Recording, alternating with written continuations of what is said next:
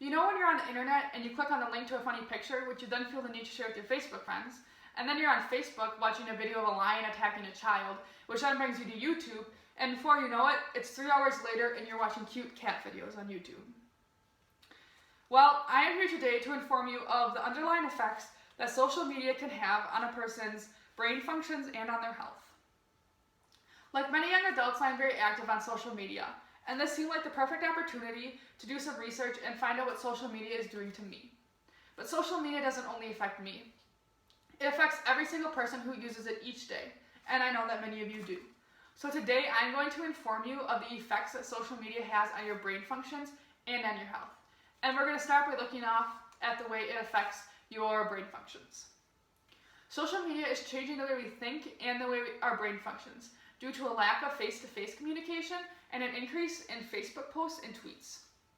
In an article by Dr. Daniel Siegel, he really stresses the importance of face-to-face communication. When you have that face-to-face communication, you use a lot of nonverbals, such as eye contact, facial expressions, hand gestures, tone of voice, timing, and many others, which we actually talked about in this public speaking class is very important to use in public speeches. Nonverbals are processed in the right hemisphere of your brain.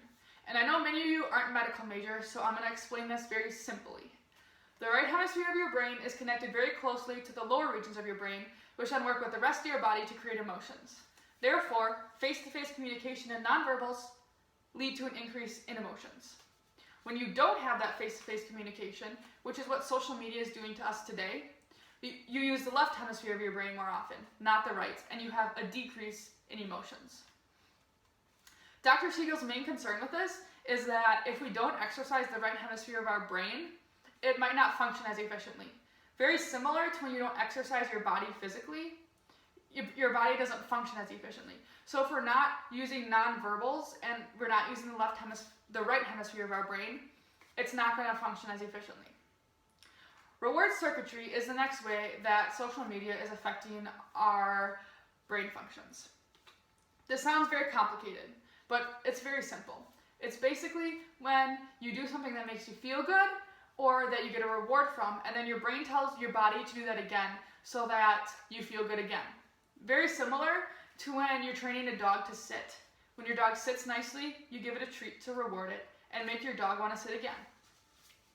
At the UCLA Brain Mapping Center, they're using fMRI scanners to look at how social media is affecting that reward circuitry. And they found that in participants, when there was a picture on the screen that had a lot of likes, that there was a lot significantly greater activation in the reward center of their brain. So basically, the people felt good just sitting there and looking at a picture with a lot of likes.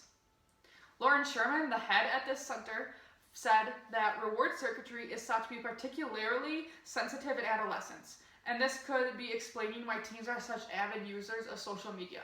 So because teens feel good from getting a lot of likes on a picture and using social media in general, they're going to continue to use it because of that reward circuitry. Now, not only does social media affect our brain functions, it also affects our health. Social media and the internet are impacting the health of avid users, and the biggest health concern being depression. Social media has caused a loss of face-to-face interactions, which we briefly discussed earlier. Taylor Argo tested the impact of face-to-face interactions versus computer-mediated interactions, and she found them both to be very beneficial to a person's health, but face-to-face communications were much more beneficial. They did another similar study where they found the importance of interpersonal touch, and that it is a basic human need and is a proven mood booster.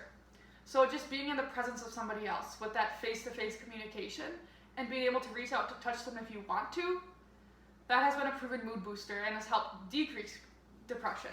But since social media has caused that loss of face-to-face communication, there's a link between social media and depression.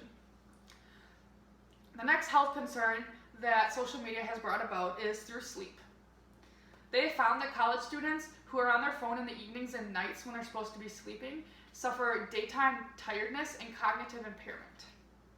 Now, why is this? Why does being on your phone and on social media at night affect your sleep? Dr. Jessica Levinson, a clinical psychologist, found 3 reasons why. 1, being the lighting on your phone, 2, being the content and that it's emotionally engaging and causes your brain to function rather than slow down to get ready for bed, and 3, the timing, that we're on our phone too much in the evenings rather than during the day. It's actually a fact that people nowadays spend more time on their phones and computers rather than sleeping. And the third health impact that social media has on us is internet addiction disorder. It's a real thing.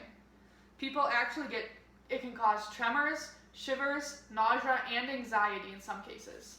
And in very extreme cases, the effects of it have been very similar to substance abuse.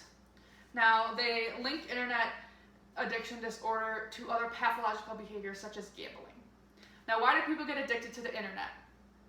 FOMO, the fear of missing out. People are afraid to miss out on the big trend that's going on or what their friends are doing, that they need to constantly be on social media to stay up to date. Social media reversion is the inability to quit social media. They did a study where they asked participants to not go on Facebook for 99 days, and they found that many people had a hard time just staying off Facebook for 1 week. I interviewed my younger sister, Christine Wolf, because she gave up social media for Lent this past year. So basically, no social media for 40 days. And she found that the hardest reason why this was a difficult thing was because she was missing out. She was missing out on what her friends were up to. And if something went down on social media, the next day her friends would be talking about it, and Christine would have no idea what was going on because she was not in the loop. So in conclusion, social media has such a huge impact on our lives. Social media is affecting the way our brain functions, it's affecting reward circuitry, and affecting the right hemisphere of our brain. Social media also has an impact on our health, and it can be addictive and can cause depression. So I'm going to leave you with one last thought. The reason that social media took off in the first place is because our brains are naturally very social and want to have that connection with other people. But now, social media is shaping our brains. So what are you going to do to stop social media from taking over your life and taking over your brain?